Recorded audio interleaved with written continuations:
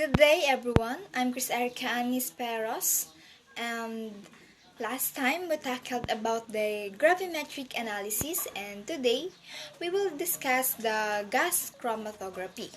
So, when we say gas chromatography, what really it is? Gas chromatography differs from other forms of chromatography in that the mobile phase is a gas and the components are separated as vapors. It is thus used to separate and detect small molecular weight compounds in the gas phase. And another definition of it, the sample is either a gas or a liquid that is vaporized in the injection port. The mobile phase for gas chromatography is a carrier gas, typically helium because of its low molecular weight and being chemically inert. And next, the pressure is applied and the mobile phase moves the analyte through the column. The separation is accomplished using a column coated with a stationary phase. In short, gas chromatography is the process of separating compounds in a mixture by injecting a gaseous or liquid sample into a mobile phase, typically called the carrier gas, and passing the gas through a stationary phase. And the mobile phase is usually an inert gas or an unreactive gas such as helium, argon, nitrogen, or hydrogen. So, kapag sinabi natin gas chromatography, ito ay ang proseso ng paghihiwalay ng mga compound sa isang mixture sa pamamagitan nga ng pag-i-inject ng isang gas o liquid sample sa isang mobile phase. And to further understand, karaniwang tinatawag na carrier gas at pagpasa ng gas sa isang nakatigil na bahagi. At ang mobile phase ay karaniwang isang inert gas o isang hindi reaktibong gas tulad ng helium, argon, nitrogen o hydrogen. And now, let's proceed on the principles of chromatography. And here, the first, the equilibrium for gas chromatography is partitioning, and the components of the sample will partition or distribute, in other words, between the two phases, the stationary phase and the mobile phase. It means ang mga bahagi ng sample ay hahatiin sa pagitan ng dalawang phase.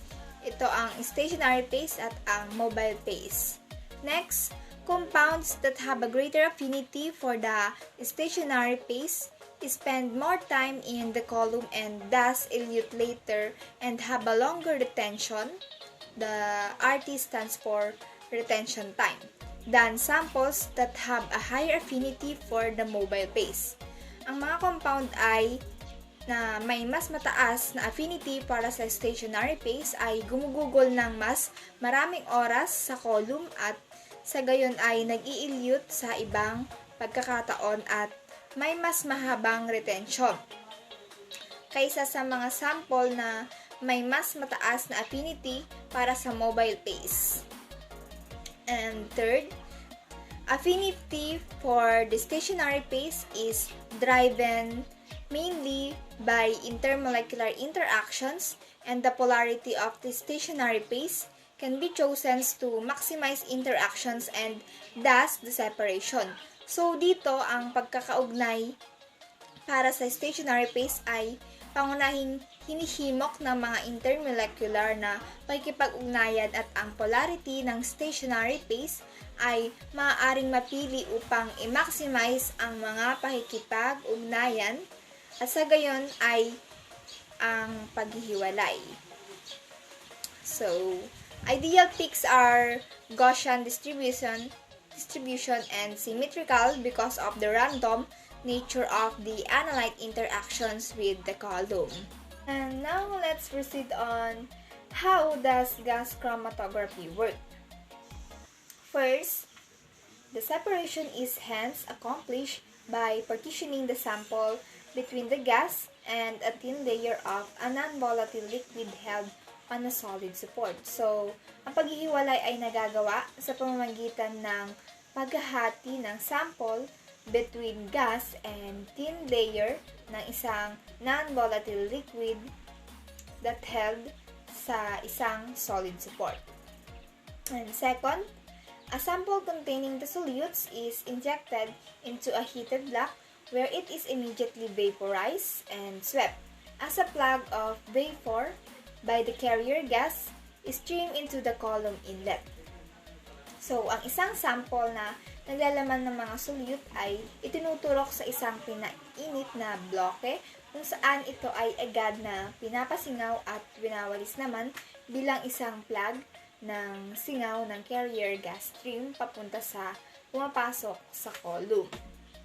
And third, the solutes are adsorbed by the stationary phase and then desorbed by a fresh carrier gas. Ang mga solute ay na-adsorb ng nakatigil na bahagi or stationary phase at pagkatapos ay nade-desorb naman ito ng isang sariwang carrier gas. And fourth, the process is repeated in each plate as the sample is moved toward the outlet.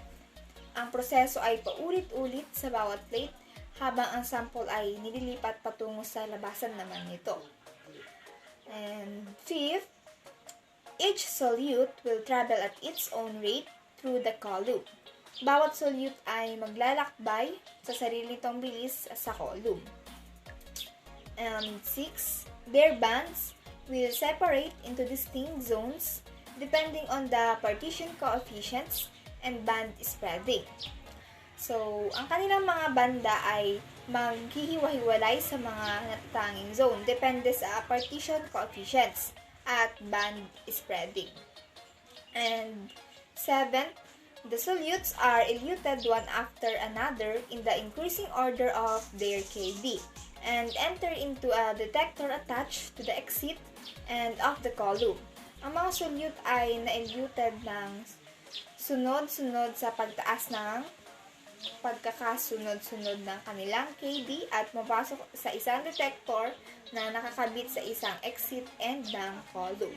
And 8, here, they register a series of signals resulting from concentration changes and rates of elution on the recorder as a plot of time versus the composition of carrier gas stream.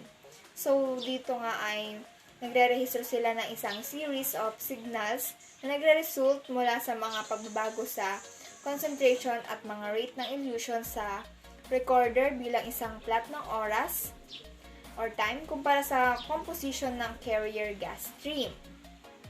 And finally, the last, the appearance, time, height, width, and area of these peaks can be measured to yield quantitative data. Dito naman ay maaaring masukat, sabi nga, yung appearance time, height, width, and area to yield quantitative data. So, to further understand, here the procedure of gas chromatography. Step 1, we have sample injection and vaporization. So, first, a small amount of liquid sample to be analyzed is drawn up into a syringe. And the syringe needle is positioned in the hot injection port of the gas chromatography, and the sample is injected quickly. Then, the injection of the sample is considered to be a point in time, that is, it is assumed that the entire sample enters the gas chromatograph and the same time, so the sample must be injected quickly. And next, the temperature is set to be higher than the boiling points of the components of the mixture so that the components will vaporize. And after that, the vaporized components then mix with the inert gas mobile phase to be carried to the gas chromatography column to be separated.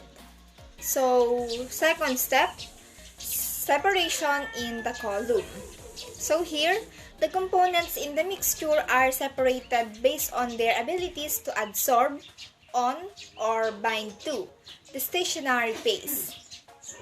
And then, a component that absorbs most strongly to the stationary phase will spend the most time in the column, will be retained in the column for the longest time, and will therefore have the longest retention time. It will emerge from the gas chromatograph last. And after that, a component that absorbs the least strongly to the stationary phase will spend the least time in the column, will be retained in the column for the shortest time, and will therefore have the shortest retention time. It will emerge from the gas chromatograph first. And if we consider a two-component mixture in which component A is more polar than component B. The last step is detecting and recording the results. So here, the components of the mixture reach the detector at different times due to differences in the time they are retained in the column. The component that is retained the shortest time in the column is detected first, and the component that is retained the longest time in the column is detected last.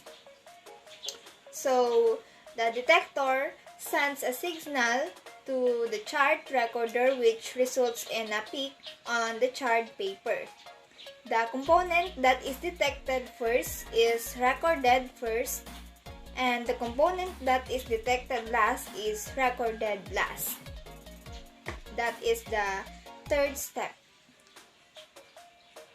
Now let's discuss where you can apply the gas chromatography. Here are the applications.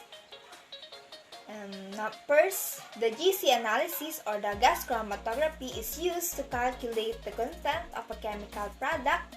For example, in assuring the quality of products in the chemical industry or measuring toxic substances in soil, air, or water.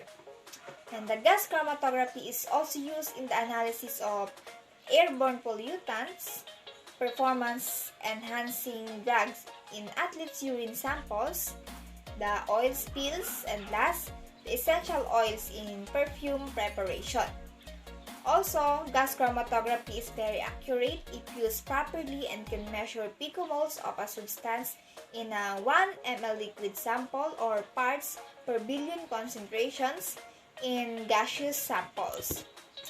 And gas chromatography is also used extensively in forensic science, discipline as diverse as solid drug dose, preconsumption form, identification and quantification, arson investigation, paint chip analysis, and toxicology cases, employ GC to identify and quantify various biological specimens, and the crime scene evidence.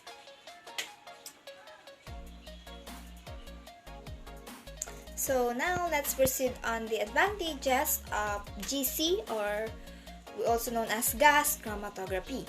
First, the use of longer columns and higher velocity of carrier gas permits the fast separation in a matter of a few minutes. So meaning sa paggamit nga ng mas mahabang column at mas mataas na bilis ng carrier gas ay nabibigay daan ito sa mas mabilis na paghihiwalay sa loob lamang ng ilang minuto.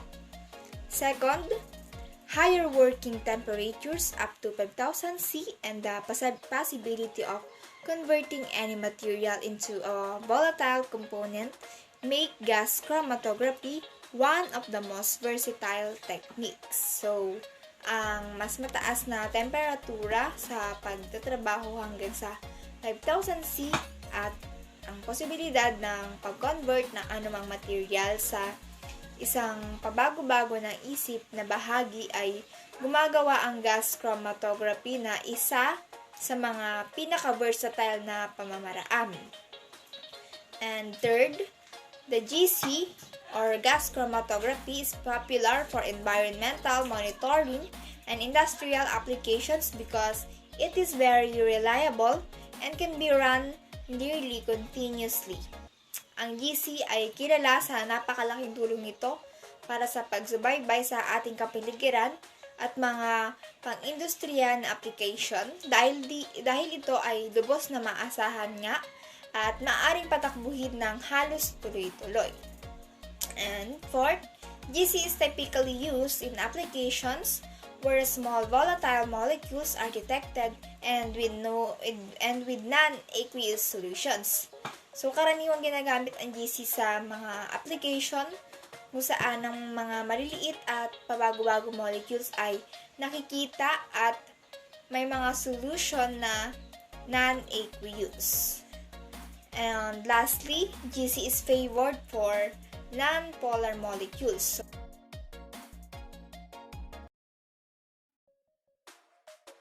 So, here we are, the last part of our discussion.